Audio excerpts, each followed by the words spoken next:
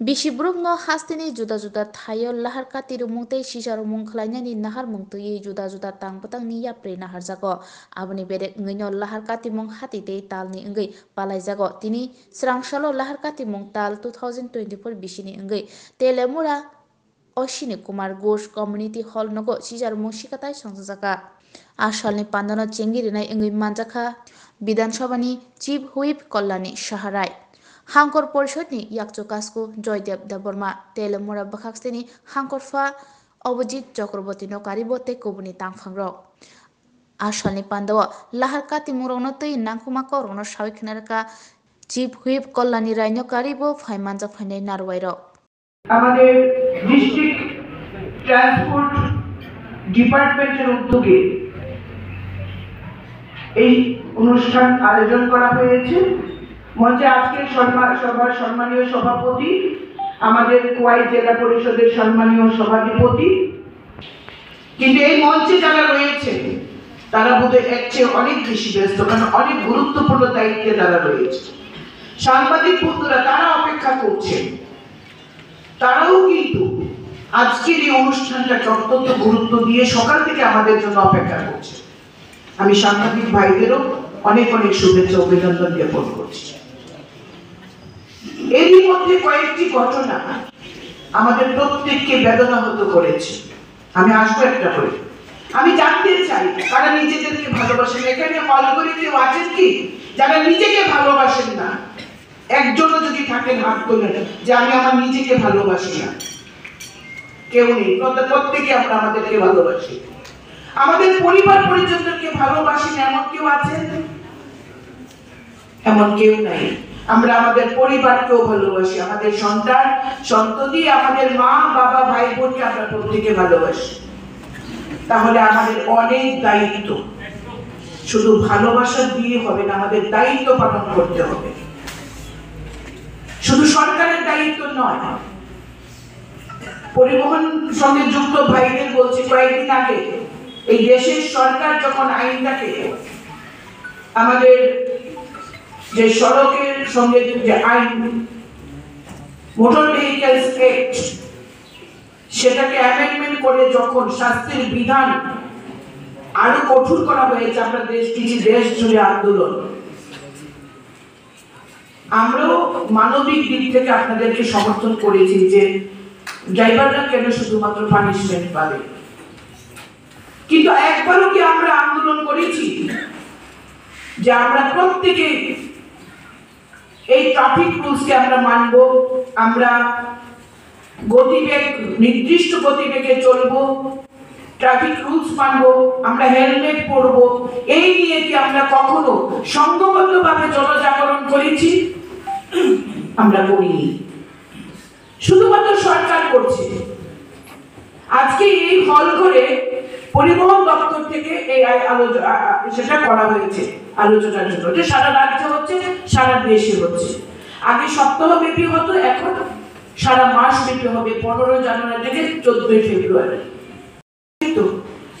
তাহলে সরকার যদি কঠোর আইন করে অসুবিধাটা কোথায়?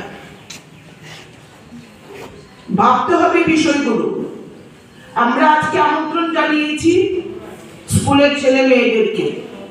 আমরা চেয়েছি ছোট থেকেই অভ্যাসটা পরিবর্তন করা হোক, ছোট থেকেই জাগরণটা তৈরি হোক। ঘর থেকে বাবা যখন হেলমেট ছাড়া বেরোবে, আমার ছেলে মেয়েরা বলবে বাবা তুমি হেলমেটটি নিয়ে যাও, উনি হেলমেট নিয়ে যাও। এই ঘর থেকে এই শিক্ষাটা দেওয়ার জন্যই আজকে আমরা স্কুলের ছাত্রছাত্রীদেরকে আহ্বান করেছি। সবাই আলোচনা করেছে, প্রত্যেকে এত সুন্দর আলোচনা করেছে যে এরপরে আমার আলোচনার কোনো বিষয় থাকে না। কয়েকটি ঘটনা এর মধ্যে দুর্গাপূজা অষ্টমী পূজা সম্ভবত আমাদেরই একজন ভাই স্থানীয় তেলিয়ামোড়ার কালীটিলার বাড়ি, রাজনগরের বাড়ি, তাকে আমাদের ওসি সাহেব ছিলেন সুব্রত চক্রবর্তী, তাকে আটকেছে। তার মাথায় হেলমেট ছিল না বলে বাইকে 3 জন করে যাচ্ছিলেন না। প্রথম তার পরিবার নিয়ে যাচ্ছিলেন, ছেলে মেয়ে, এক ছেলে এক মেয়ে আর স্ত্রীকে নিয়ে যাচ্ছিলেন মাথায় হেলমেট নেই। সুব্রত বাবু তাকে থামিয়েছিলেন, তাকে লজ্জা দিয়েছেন, তার স্ত্রীকে বলেছেন আপনি কেন এত নির্লজ্জ, স্বামী যখন হেলমেট ছাড়া তখন আপনি কেন সাবধান করেননি। যাই হোক, কিছুটা ঘুরেই তিনি বাড়িতে স্ত্রী কন্যাদের নামিয়ে তিনি পরপর দুজন বন্ধুকে নিয়ে আবার বেরিয়েছেন পূজা দেখতে।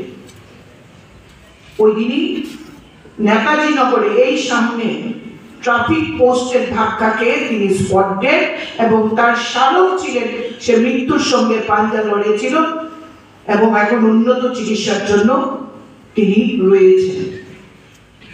শুধুমাত্র একটা হেলমেটের জন্য তিনি নেই, কিন্তু আজকে তার পরিবার, ছোট্ট ছোট্ট দুটো শিশু, যে শিশুটিকে আমি দেখেছি ধরা গলায়, তার কি অপরাধ ছিল? তার তো পিতৃস্নেহ থেকে তাকে বঞ্চিত করার কোনো অধিকার সেই বাবার ছিল না। তাকে আমাদের দারোগা বাবু সাবধান করার পরেও সে কথা শুনেনি। ওই যে আইন না মানার আনন্দ। আমাদের একজন ক্রিকেটার, প্রতিভাবান ক্রিকেটার, উঠতি ক্রিকেটার একটি মেয়ে দুর্গাপূজা সেরে নবমীর রাতে বাড়ি ফিরছিল, হাতে পোলাওয়ের প্যাকেট বাড়িতে গিয়ে খাবে। একটি গাড়ি এই ট্রাফিক পয়েন্টে এসে ওকে ধাক্কা দিয়ে দুটো পা ভেঙে দেয়। আমরা তাকে চিকিৎসা করে বাড়ি ফিরে এনেছি। আজও তার চিকিৎসা চলছে। আমরা রাজ্য বিধানসভার পক্ষ থেকে আমাদের মাননীয় অধ্যক্ষ তাকে আর্থিক সহায়তা করেছেন, ক্রিকেট অ্যাসোসিয়েশন তাকে আর্থিক সহযোগিতা করেছে। তার চিকিৎসা হবে, সে কি আর ক্রিকেটের জগতে ফিরে যেতে পারবে? শুধুমাত্র একজন ড্রাইভারের তার অপরিণামদর্শিতা, তার নেগলিজেন্ট অ্যাক্টের জন্য এই একটা প্রতিভাবান ক্রিকেটার, তার স্বপ্ন চুরমার হয়ে ভেঙে গেছে, কারণ আমরা দায়িত্ব জ্ঞানহীন। আমাদের ঘর থেকে সেই জাগরণ তৈরি করতে হবে।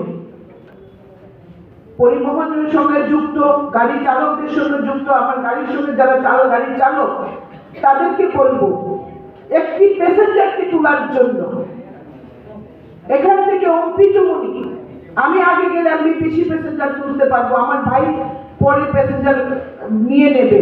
এই যে কম্পিটিশন, রাস্তা থেকে স্ট্যান্ডের বাইরে থেকে প্যাসেঞ্জার ওঠা নামা হয়, আমাদেরও অভ্যাস খারাপ, আমরাও স্ট্যান্ডে গিয়ে অপেক্ষা করি না, আমার বাড়ির সামনেই গাড়ি দাঁড়াতে হবে। এতে করে দেখা যায় এই যে তাড়াহুড়ো, একটা কম্পিটিশন, যত্র গাড়ি দাঁড়ানো, প্যাসেঞ্জার ওঠা নামা করা, এই যে বিষয়গুলো, অসাবধানতা, দ্রুত গতিবেগ, এইগুলিতে একটু একটু আমরা যখন বেপরোয়া হয়ে যাই, কয়েকটি প্রাণ চলে যায়। আর ওই প্রাণ চলে যায়, যিনি চলে যান সে তো চলে যায়, কিন্তু তার পরিবারের অবস্থা কতটা দুঃখজনক হয়, কতটা শোচনীয় হয়। আমরা যারা সমাজের সঙ্গে যুক্ত, আমরা যারা সামাজিক কাজের সঙ্গে যুক্ত, আমরা অনুভব করি।